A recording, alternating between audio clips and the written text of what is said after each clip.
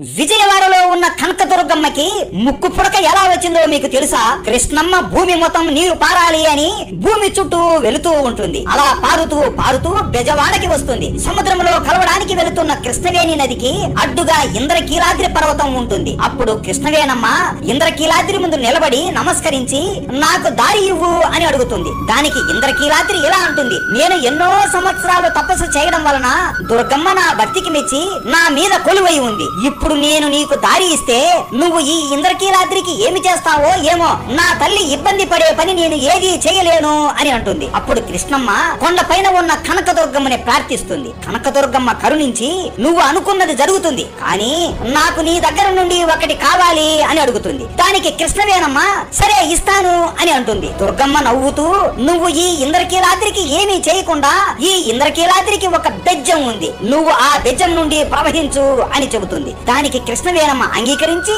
నీకు నా దగ్గర నుండి ఏం కావాలి అని అడగగా దుర్గమ్మ నవ్వుతూ నాకు నీ ముక్కు పుడక చాలా బాగా నచ్చింది, నాకు అది అరువుగా ఇవ్వవా అని అడుగుతుంది. కృష్ణవేణమ్మ సరే అని ఆమె ముక్కు పుడకని దుర్గమ్మకి అరువుగా ఇస్తుంది. అలా ఇచ్చి ఇలా అంటుంది, ఈ కలియుగం అంతం అయ్యే సమయంలో నేనే కొండ మీదికి ఎగసి నా ముక్కు పుడకని నేను తీసుకుంటాను అని చెప్పి ఇంద్రకీలాద్రికి ఉన్న బెజ్జం ద్వారా కృష్ణవేణమ్మ ప్రవహించి సముద్రంలో కలిసిపోతుంది. అలా బెజ్జం వాడగా పిలువబడి ఇప్పుడు బెజవాడగా పేరు మారింది. అలా కృష్ణానది అమ్మవారి ముక్కు పుడక తాకిన రోజు ఈ ప్రపంచానికి ప్రళయం వస్తుంది అని నమ్ముతారు. ఎప్పుడైతే కృష్ణానది నీళ్లు అమ్మవారి ముక్కు పుడకని తాకుతాయో అప్పుడు కలియుగం అంతమైపోతుంది అని భావిస్తారు. అసలు నవరాత్రి ఎందుకు జరుపుకుంటారు? దుర్గమ్మ ఎలా జన్మించిందో తెలుసుకోండి. దుర్గమ్మ అంటే మీకు ఇష్టమా?